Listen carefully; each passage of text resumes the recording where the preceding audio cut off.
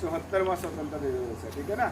आज के दिन भारत आज़ाद हुआ था और आज के दिन हमारे देश को आज़ादी मिली थी। हमारे देश के पहले प्रधानमंत्री कौन थे पता है आपको? श्री पंडित जवाहरलाल नेहरू। बहुत खूब, ये बच्चा बढ़िया है। तो पंडित जवाहरलाल नेहरू जी को चाचा नेहरू भी कहते थे और वो बच्चों से बहुत प्यार करते थे। और एक चीज से और बहुत प्यार करते थे, किससे? गुलाब के फूल। गुलाब के फूल से हमेशा चाचा नेहरू इसलिए कहते थे बच्चे उनको कि बच्चों से बहुत प्यार करते थे और उनके पास बहुत कम संसाधन थे, बहुत सीमित संसाधन थे।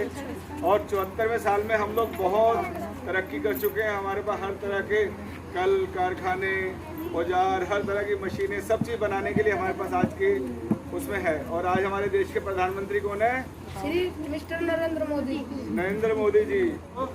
आप अपने बड़ों का कहना मानो, पेरेंट्स का कहना मानो, अपने आप को साफ सुथरा रखो। और अभी कौन सी बीमारी चल रही है बहुत खतरनाक है, जो कोरोना।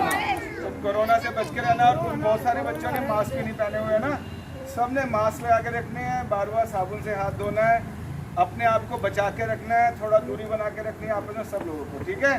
तो सब लोग स्वस्थ रहो, खुश रहो और एक बार जोर से बोलो वंदे मातरम, वंदे मातरम, जय हिंद। महात्मा संकारा चार दवा की पुड़िया लाए, 6 घंटे बाद रात दिनों में आंखें खोली, 8 दिवस में रात से बोले 10 दिन पीछे दूध लगाई, सोमवार को आई नदी, मंगलवार को खाई खीर, बुधवार को देखा री, शुक्रवार को किया, शनिवार को गए बाजार, छुट्टी का दिन है रविवार, करेंगे मस्ती सारे यार।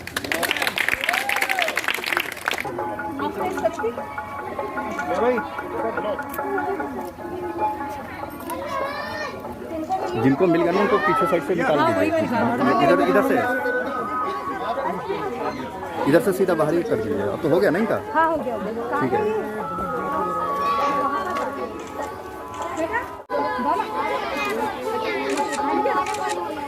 आया ना,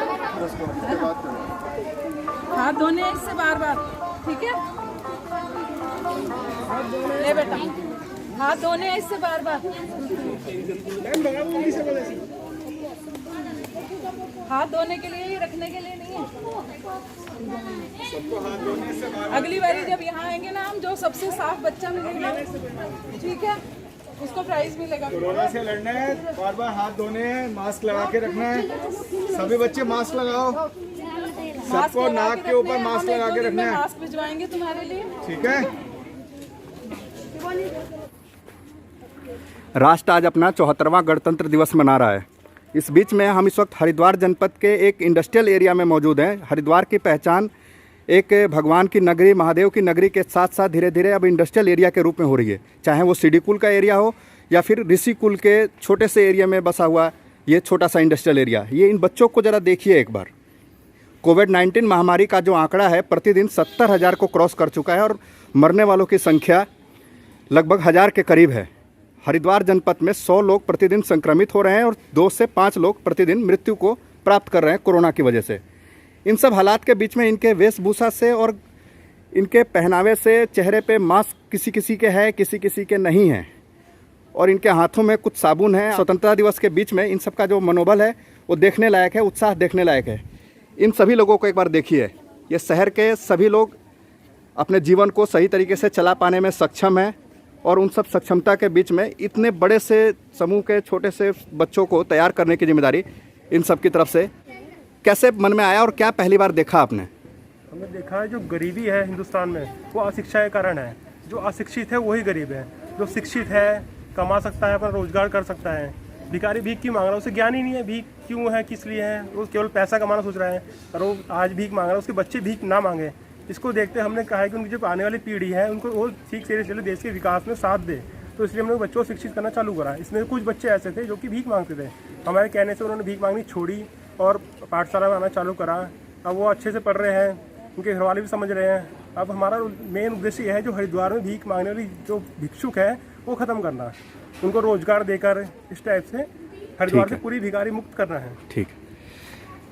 आज 74वें स्वतंत्रता दिवस पे आपको यहाँ पे एक अतिथि के तौर पर राष्ट्रध्वज को फहराने का मौका मिला और कंधे पे भी आपने तीनों रंगों का भार उठाया हुआ है इस वक्त, और आंखों के ऊपर चश्मा पहनाने की भी जिम्मेदारी शहर की निभा रहे हैं। लोकल फॉर वोकल और आत्मनिर्भर और सार्थक पाठशाला को कैसे आत्मनिर्भर बनाएंगे आप लोग? देखिए, हमारा मुख्य उद्देश्य यहाँ पे एक तो जो गरीब बच्चे हैं उनको शिक्षा प्रदान करना है, तो कहीं ना कहीं उसका भार हमारे छोटे भाई विशाल जोन ने अपने कंधों पर उठाया। हम सब उसके साथ सहयोगी बनकर उसके साथ खड़े हुए हैं। लगातार यहाँ पर आना होता है, छोटा बड़ा सामान जो भी बच्चों के लिए ज़रूरी होता है, चाहे वो किताबें हो, चाहे कॉपियाँ हो, चाहे पेंसिल हो या दूसरी तरह की चीज़ें, या कभी कभी बच्चों को यहाँ पर आकर प्रोत्साहित करना, उन्हें कुछ सामान देना, ताकि वो बच्चे लगातार यहाँ पर आते रहे और यहाँ पर बने रहें। इसके लिए हम लोग लगातार यहाँ पर आते हैं। और वोकल फॉर लोकल का प्रधानमंत्री नरेंद्र मोदी जी ने नारा दिया है, उसका ये उद्देश्य है कि भारत में बने सामान का गान करें।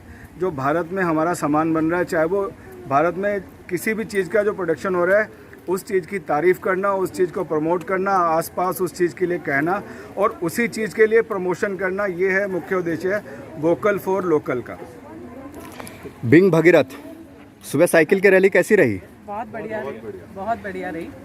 कितने लगभग प्लास्टिक के कचरे उठाए गए, कुछ अंदाजा? 5-6 बैग उठाए हमने, बहुत ज़्यादा नहीं थे उस रोड पे, फिर भी हमें सबसे ज़्यादा दुखी किया जो उतरे हुए मास्क ने। जो उतरे हुए लोग मास्क कहीं भी फेंक देते हैं, उससे हमें बहुत परेशानी हुई और हमने स्पेशली वही उठाए, क्योंकि अगर ये आपकी तरफ से इन बच्चों को एक उपहार दिया गया आज। वैसे तो इंतज़ार तो मुझे भी आज लड्डू का है, पर अभी तक मुझे 2-3 प्रोग्राम में से लड्डू हाथ लग नहीं पा रहा, पर साबुन लगा है और इस साबुन की आजकल कीमत शायद खान पीने से भी ज़्यादा ज़रूरी हो चुका है। तो कैसे आप कैसे मतलब बच्चों के लिए क्या आगे आप लोगों की प्लानिंग है? आगे अगर स्कूल स्टार्ट हो जाते हैं सितंबर में, जैसे कि कुछ पता चल रहा है हमें अपने सूत्रों से कि कुछ प्लानिंग है कि एक क्लास को एक हफ्ते में बुलाया जाए क्लासरूम में ऐसे बैठाने की, तो क्या आप लोग की प्लानिंग? आपका अपना तो क्लासरूम है, हमारे पास तो कुछ भी नहीं है। हाँ, फिर कैसे करेंगे? भी हमारा नहीं है, बिल्कुल। लेकिन हम इनसे गुरुजी से थोड़ा सा टाइम ले लेते हैं, 1 घंटा यहाँ होने का अपने बच्चों को। हाँ। तो हम भी ये सोच रहे हैं कि अगर स्कूल वगैरह खुलते हैं, जैसा भी होता है, तो हम भी थोड़ा टाइम इन बच्चों को देंगे। आपको ऐसा क्या लगता है कि इनको कोरोना नहीं होगा? आपने अभी थोड़ा सा मेरे ऑफ कैमरा बात हो रही थी, आपने एक शब्द बोला, इधर आ जाइए जरा इस साइड, कि क्या लगता है आपको कि इनको कोरोना नहीं होगा? एक कौन सी वो उम्मीद की किरण है ऐसा आपको कहने पे मजबूर कर रही है बार बार? नहीं, मैंने देखा है, नोटिस किया है कि नहीं होगा, नहीं होगा, बिल्कुल नहीं होगा, क्योंकि ये मिट्टी से जुड़े हुए लोग हैं। बिल्कुल मिट्टी से जुड़े हुए लोग हैं। जितना स्टैंडर्ड लेवल पे आप जाओगे ना, आपको कोरोना उतना ज़्यादा मिलेगा। आप नीचे की साइड देखो, नहीं मिलेगा। एक भिखारी, एक कोई भी मांगने वाला बच्चा या कोई गरीब, आप मुझे दिखा दो कोरोना का शिकार। बिल्कुल। तो कुछ इस तरह से एक दूसरे का हौसला बढ़ाने की कोशिश, और इस हौसले के बीच में जो उम्मीद की जो उड़ान है, और जो जिस तरह से तिरंगा इस वक्त अपने आप को खुद गौरवान्वित महसूस कर रहा है इस राष्ट्र में, कि कैसे इन 3 रंगों के इस वाहकों के साथ अपने आप को 74वां अपना स्वतंत्रता दिवस मनाते हुए इस चीज़ को अपनाने की कोशिश हर संभव हर बार कोशिश जारी है।